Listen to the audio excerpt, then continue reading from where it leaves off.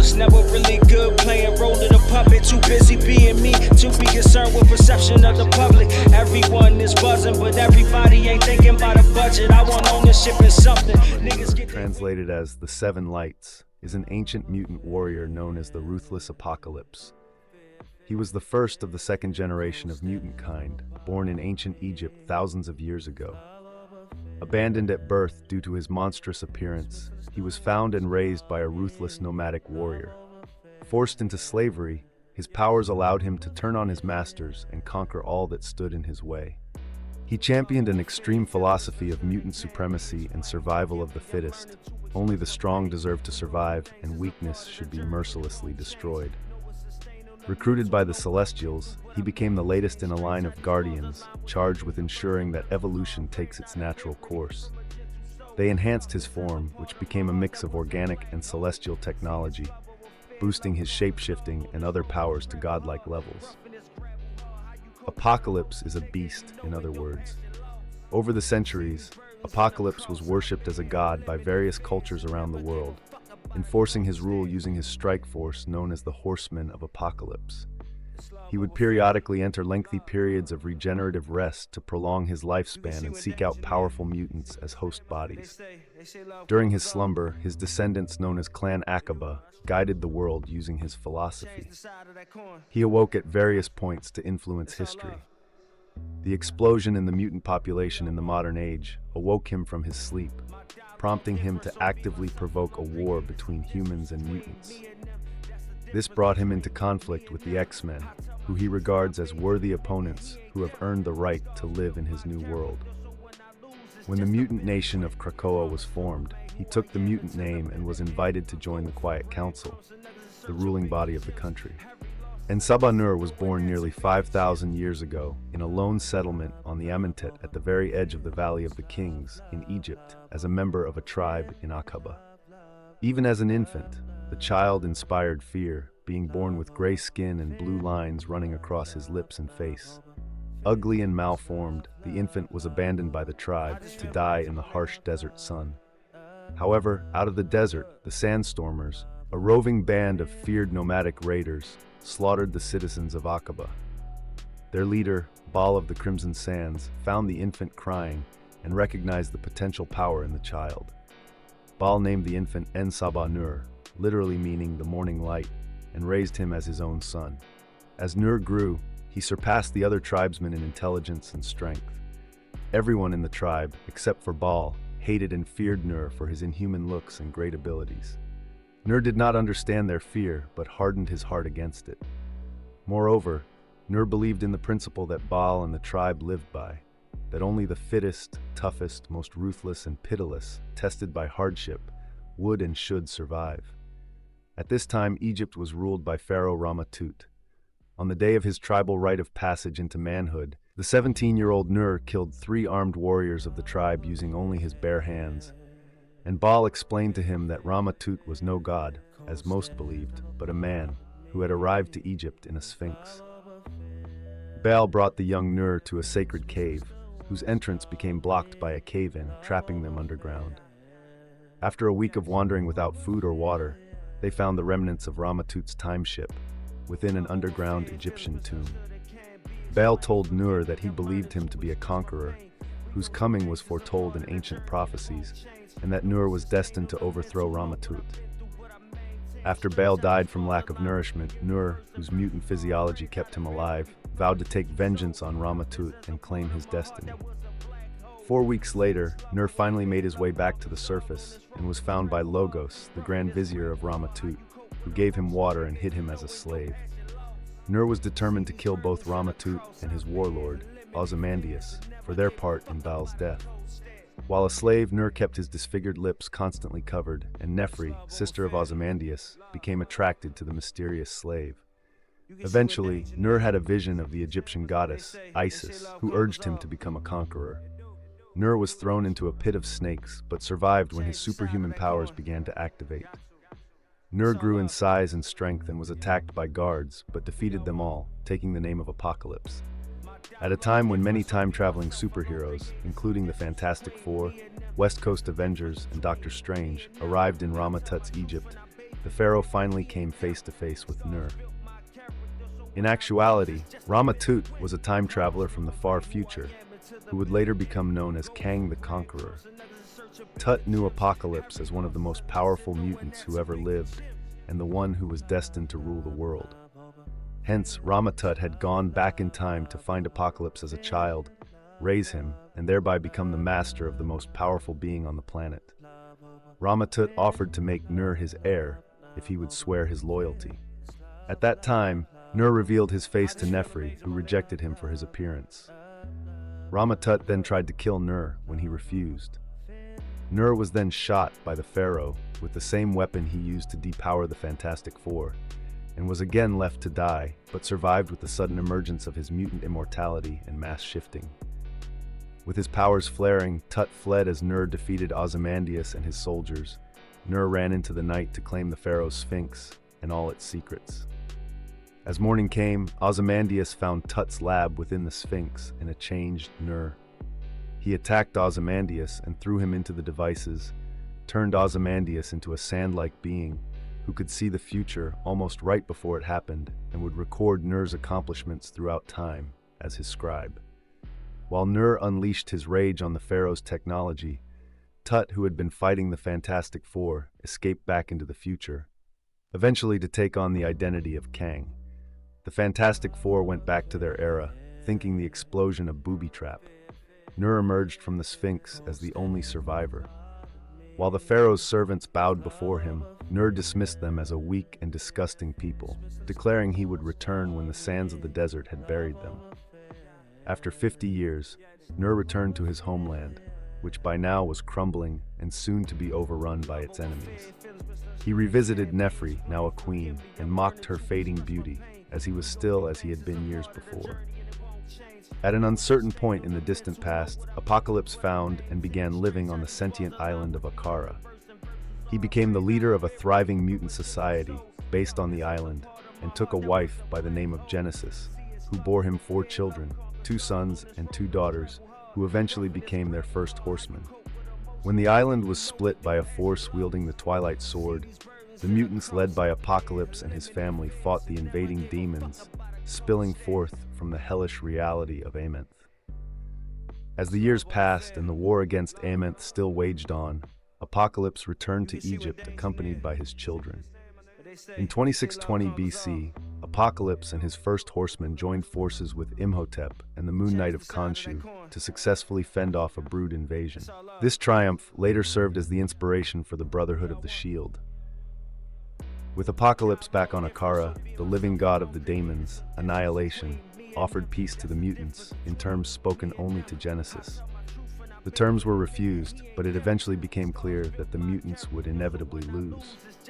In order to buy Earth time, a plan was concocted to seal off the half of Akara gripped by the daemons, along with Genesis, the Horsemen, and the remaining mutants of the island, who would hold off the Amenthi hordes.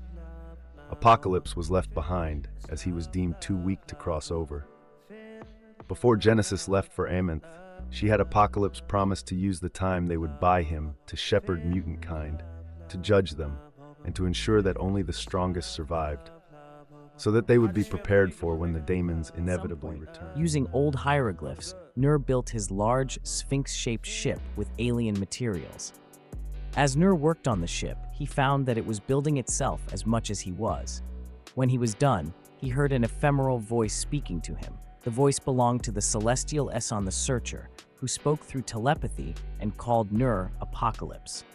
Esson presented Nur with the proposition to use the technology on the ship to become a feared, great, powerful creature to shape the destiny of the world, or simply leave and forget the wonders of the ship. Nur accepted, and Esson stated that one day, maybe in centuries or millennia, the Celestials would come for payments for their gifts. From then on, Nur plotted the conquest of the planet by bringing about wars and conflict in which the strong would defeat and destroy the weak. When Apocalypse fully realized his power and defeated the pharaoh and his army, Egypt entered a new age, one in which his children walked among them. Offspring of Nur received a portion of his power, those closest related having near-identical abilities. Nur forged his clan, now called Clan Aqaba after his birthplace, and those who had abandoned and left him to die. During this time, the site of Aqaba reached somewhat of a renaissance as great monuments were erected there, whether by Nur, his descendants, or by the new pharaoh no one knew. Egypt peaked, and so too did the clan's influence on the world. With attacks by Alexander the Great and his Persian armies, Nur and his kin fought valiantly in a battle he would never forget. This battle helped Nur winnow out the weak in his clan, and as Egypt became nothing but a distant memory to the clan's influence, Nur moved on to ancient Rome. Over the ages, Apocalypse also had often banded together the best human warriors from around the world to serve in his army of foot soldiers, known as the Riders of the Dark.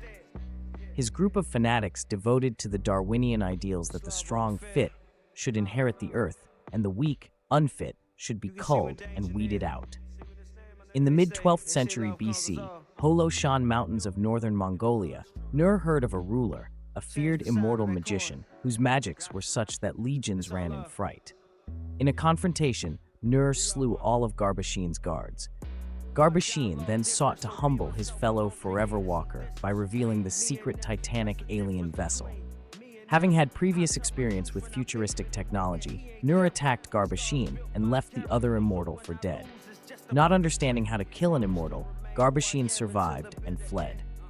After striking down Garbashin, Nur entered the ship and lived on it for many years, not fully understanding how to communicate with it or control it. Shortly after finding the ship, Nur and his Riders of the Dark were constantly attacked by a young warrior with a sword and shield, calling himself the Traveler. After years of sending assassins and battling the Traveler, Nur severed Traveler's left cybernetic arm, and during the confusion, the Traveler pulled a gun and shot him in the head. After reattaching his techno-organic arm, Traveler was accepted as the new leader of the Riders of the Dark, but declined.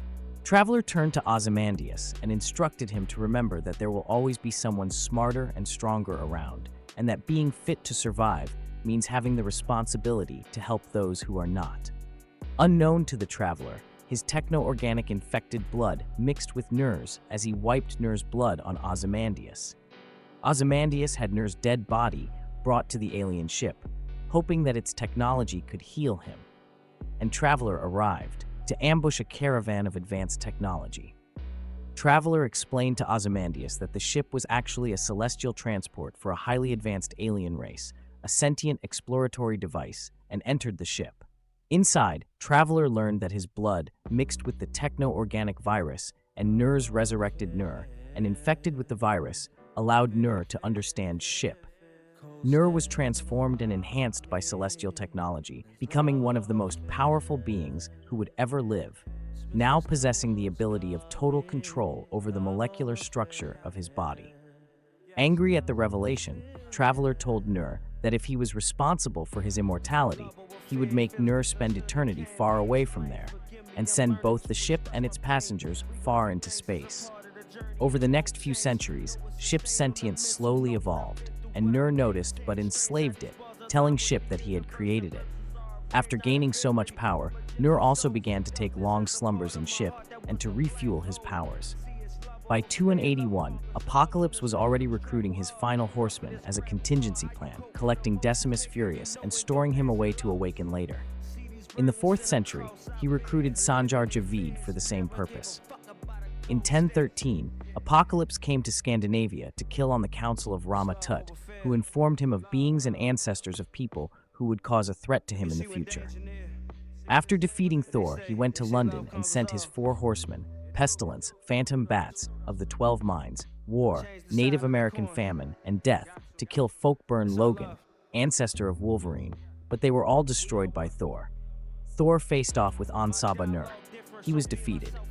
Seeking revenge, Thor blessed Jarnbjorn with his own blood to imbue it with the power to pierce celestial armor.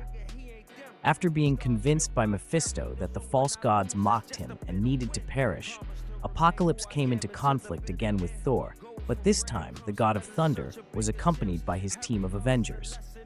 During the Third Crusades in the 12th century, the Crusader Bennett du Paris sought out the legendary Tower of Power, the domain of the mythic Eternal Pharaoh, in Aqaba. After traveling for hours through violent sandstorms, Paris finally collapsed and a voice spoke to him, asking if he was willing to risk everything to become one of the strong. Paris was then tested, and his mutant powers manifested for the first time. Proving himself strong, Paris disappeared from the spot. Nur had teleported Paris onto his ship and transformed him into Exodus. After capturing the time-traveling Circe and the Black Knight, Eobar Garrington, who was being controlled by the time-traveling Black Knight, Dane Whitman, Nur commanded Exodus to destroy the Black Knight. Exodus refused and turned on Nur, calling him a false god. However, Exodus was no match for Nur, and Nur stripped Exodus of his power. He sealed him away in a crypt in the Swiss Alps, trapped in a coma-like state with a curse preventing Exodus from leaving, yet others were allowed to come and go as they pleased. Sometime during the 15th century, Nur rode among his 4 horsemen of apocalypse, including war, leading an army of riders of the dark. This army was so strong and powerful that some were led to believe that they were just a myth, to scare soldiers before their first battle. In 1459, in Romania, the horsemen of war led the riders of the dark and, single-handedly, defeated Vlad the Impaler and his army. Nur personally bested Vlad in single combat, an event which led to Vlad becoming the immortal vampire, Dracula. Nur was later seen in 1859, Victorian England, after being awoken from centuries of hibernation in an underground chamber by the marauders and ordered them to take him to their leader, Dr. Nathaniel Essex. Nur offered to transform Essex into a long-lived superhuman being himself, to give him the time to further his research, but at a cost, his servitude. Left with the choice of continuing his work or his wife shunning him, Dr. Essex allied himself with Nur. Dr. Essex explained to Nur that he was the firstborn in what Dr. Essex believed would be a great mutation in the human race. After taking Nur to the Hellfire Club, Nur demonstrated his power before the men and explained that Dr. Essex's theories of mutation were more near than he believed. After defeating the time travelers Cyclops and Phoenix, Nur left them to Dr. Essex as test subjects. After the death of his wife and her shunning him, Dr. Essex agreed to Nur's offer and was ordered to create a plague to destroy the weak of the world, as Nur's first prelate, Pestilence. Apocalypse painfully transformed Dr. Essex into an ageless being of extraordinary pallor with telekinesis in his alien ship, asking him to shed his past name and choose another. With his new abilities and dispassionate outlook, Dr. Essex took the new name, Sinister, Rebecca Essex's last words to him. Nur had plans to assassinate Britain's Queen and Prime Minister, and almost succeeded, but was defeated by the time-traveling X-Men, who began to shift back to their own time. Returning to Nur's ship, Nur demanded to know why the plague was not complete, and Mr. Sinister stated that he manipulated the plague so that it would affect only Nur himself, but his immune system quickly adapted to it. Nur asked why, and Mr. Sinister replied that cruelty for no purpose was ignorance, and ignorance was the greatest enemy of science. As Nur began to return to his hibernation, he stated that Sinister's defiance was a sign of his strength, but it would not be tolerated again. Nur warned Sinister to never forget who had the true power, and when he returned, it would be the dawn of the Age of Apocalypse, and Sinister would be his servant.